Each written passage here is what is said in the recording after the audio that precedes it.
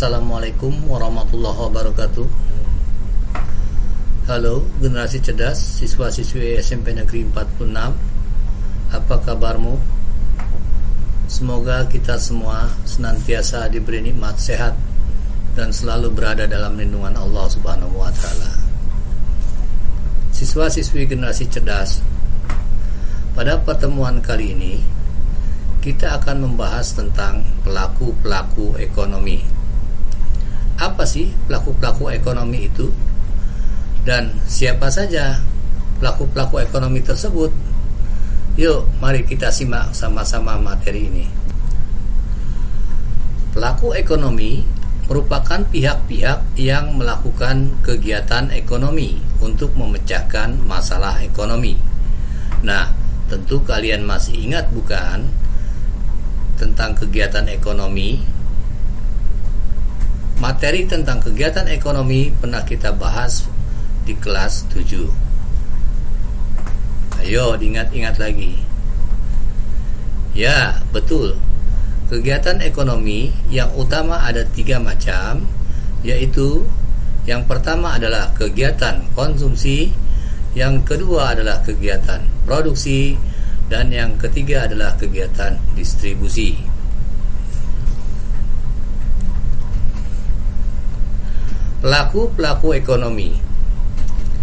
Pelaku ekonomi antara lain terdiri dari rumah tangga konsumsi, rumah tangga produksi, rumah tangga negara, dan masyarakat luar negeri.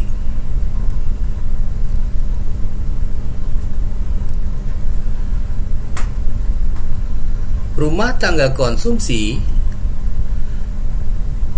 atau konsumen adalah kelompok masyarakat yang melakukan kegiatan konsumsi barang dan jasa untuk memenuhi kebutuhan hidupnya. Siapa sih RTK itu? Ya, RTK atau rumah tangga konsumsi itu bisa berupa orang perorangan atau sekelompok orang atau lembaga-lembaga atau badan-badan yang di sini tersedia tenaga kerja dan tenaga usahawan yang memiliki faktor-faktor produksi, alat-alat modal, kekayaan alam, tanah dan bangunan. Gambar apa ini? Ya, betul. Ini adalah gambar uang. Uang untuk apa ya? Dan bagaimana cara mendapatkannya? Uang digunakan untuk memenuhi kebutuhan hidup manusia. Seperti yang kita ketahui bahwa manusia memiliki kebutuhan hidup yang tidak terbatas dan tidak terhingga. Dan untuk memenuhinya, maka manusia harus bekerja untuk mendapatkan uang agar bisa membeli barang dan jasa yang dibutuhkan. Bagaimana cara mereka mendapatkan uang? Antara lain yaitu 1. Bisa menawarkan tanah dan rumah kepada pihak lain supaya mendapatkan balas jasa, yaitu berupa sewa. Yang kedua yaitu dengan menawarkan sumber tenaga kerja atau sumber daya manusia untuk mendapatkan gaji. Yang ketiga yaitu menawarkan modal untuk mendapatkan bunga. Dan yang keempat yaitu menawarkan keahlian dan memakai keahlian yang dimiliki untuk mendapatkan keuntungan atau laba dari perusahaan yang bersangkutan.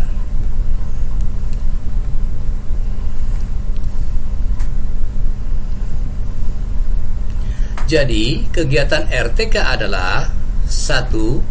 Yaitu mengkonsumsi atau membeli barang dan jasa. 2. Menyediakan atau menyerahkan faktor-faktor produksi. 3. Menerima imbalan atas faktor-faktor produksi yang dimiliki. Pelaku selanjutnya adalah rumah tangga perusahaan. Perusahaan adalah organisasi yang dikembangkan oleh seseorang atau sekumpulan orang dengan tujuan untuk menghasilkan berbagai jenis barang dan jasa yang dibutuhkan masyarakat. Perusahaan merupakan pelaku ekonomi yang melakukan kegiatan produksi, yaitu meningkatkan kegunaan suatu barang atau jasa. Rumah tangga perusahaan atau produsen di Indonesia dikelompokkan menjadi 1. Badan usaha milik negara atau BUMN dan Badan usaha milik swasta atau BUMS, serta yang terakhir adalah koperasi. Kategori lapangan usaha. Lapangan usaha ada yang bersifat primer, yaitu yang mengolah kekayaan alam berupa pertambangan, perkebunan, pertanian, dan perikanan.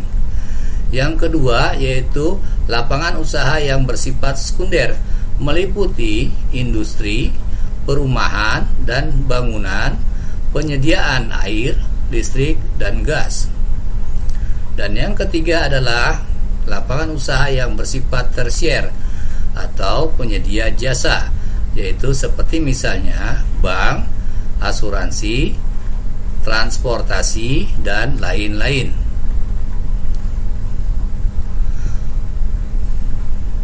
Hasil produksi rumah tangga perusahaan dapat dinikmati oleh perorangan, sekelompok orang-orang, atau lembaga-lembaga badan-badan, baik itu untuk dikonsumsi sendiri. Yang kedua yaitu dinikmati oleh perusahaan lain sebagai input atau bahan baku, misal kapas untuk pemintalan benang, dan benang merupakan bahan baku atau input untuk perusahaan tekstil. Yang ketiga, pemerintah atau sektor pemerintah, contoh misalnya menggunakan peralatan kantor, bahan-bahan bangunan untuk membangun sarana umum dan lain-lain yang diperoleh dari hasil produksi rumah tangga perusahaan. Yang keempat yaitu dinikmati oleh masyarakat luar negeri melalui kegiatan ekspor. Jadi, kegiatan perusahaan antara lain adalah melakukan kegiatan produksi barang dan jasa. Caranya yaitu dengan mengolah faktor produksi yang diterima dari rumah tangga konsumsi. Yang kedua yaitu membayar imbalan atas penggunaan faktor produksi.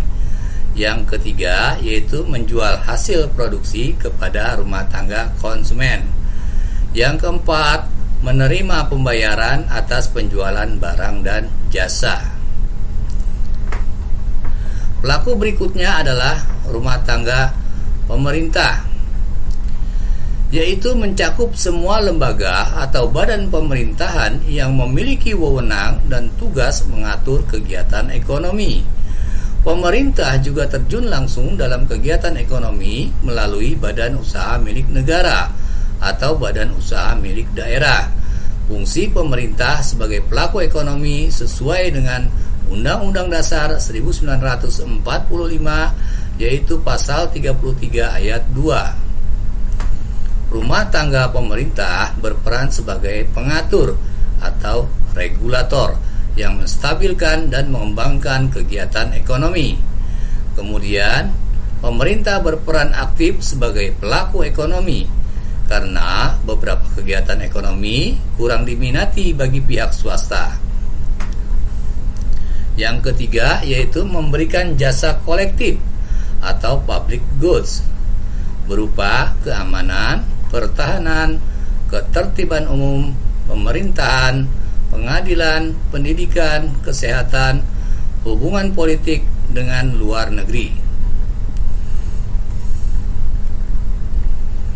Aktivitas rumah tangga pemerintahan sebagai regulator adalah yang pertama yaitu mengeluarkan undang-undang atau peraturan dan kebijakan yang tujuannya mengumpulkan dana dari masyarakat, yaitu berupa pemungutan pajak dari rumah tangga konsumen dan rumah tangga produsen. Yang kedua, yaitu membelanjakan penerimaan negara untuk sarana dan prasarana kepentingan umum. Yang ketiga, melakukan kegiatan langsung di bawah BUMN seperti misalnya listrik, pengangkutan, perbankan, dan pertambangan. Yang keempat, yaitu menjalin hubungan ekonomi dengan berbagai negara. Bentuk-bentuk perusahaan negara, yaitu antara lain adalah perusahaan umum. Perusahaan umum mengusahakan alat-alat vital dan strategis dengan pembiayaan dan keuntungan negara. Di Indonesia ada 32 perusahaan umum, seperti misalnya Perum Pegadaian dan Perumnas. Perusahaan perseroan atau PT yang beroperasi seperti swasta, modal disetor dan diusahakan oleh pemerintah, PT Perkebunan, PT Pelni, PT Garuda, Jasa Marga, dan PT Inti.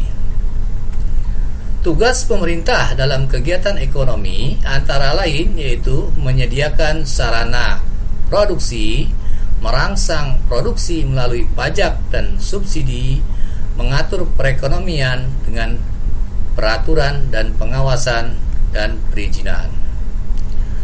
Yang keempat yaitu menyediakan informasi melalui bagian statistik harga, riset, dan penerangan.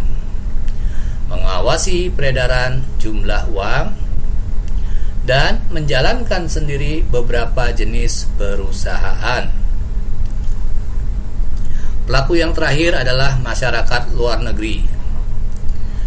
Pelaku ekonomi yang terakhir, sebagian dari pengeluaran yang dilakukan rumah tangga, baik itu rumah tangga, perusahaan, dan pemerintah, tidak hanya ke dalam pasar domestik atau pasar dalam negeri, melainkan juga pasar luar negeri. Hubungan luar negeri ini meliputi kegiatan ekspor dan impor. Keuntungan perdagangan luar negeri antara lain yaitu menghasilkan barang dan jasa melebihi kebutuhan di dalam negeri, sama dengan menaikkan tingkat ekonomi dan pendapatan nasional. Yang kedua yaitu melakukan spesialisasi dengan memproduksi barang dan jasa dengan harga lebih rendah dari negara lain. Keuntungan lain dari perdagangan luar negeri adalah terbukanya kesempatan suatu negara untuk mengimpor barang-barang konsumsi, barang-barang modal, peralatan, bahan baku, barang-barang lain yang baik mutunya, harganya lebih rendah. Kemudian yaitu memberi kesempatan untuk negara berkembang agar mendapatkan keahlian dan alih teknologi yang lebih baik seperti terdapat di negara maju. Berikut adalah skema perekonomian di antara dua pelaku ekonomi, yaitu rumah tangga konsumen dan rumah tangga produsen. Rumah tangga konsumen adalah rumah tangga yang melakukan kegiatan konsumsi. Sedangkan rumah tangga produsen adalah rumah tangga yang tugas utamanya adalah memproduksi barang atau jasa.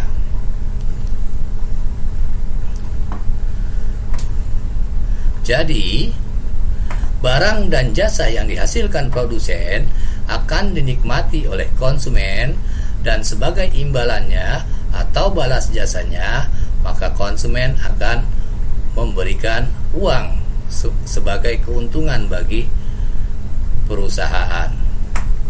Demikian juga rumah tangga konsumen. Rumah tangga konsumen menyediakan faktor-faktor produksi, antara lain misalnya tenaga kerja, sewa lahan,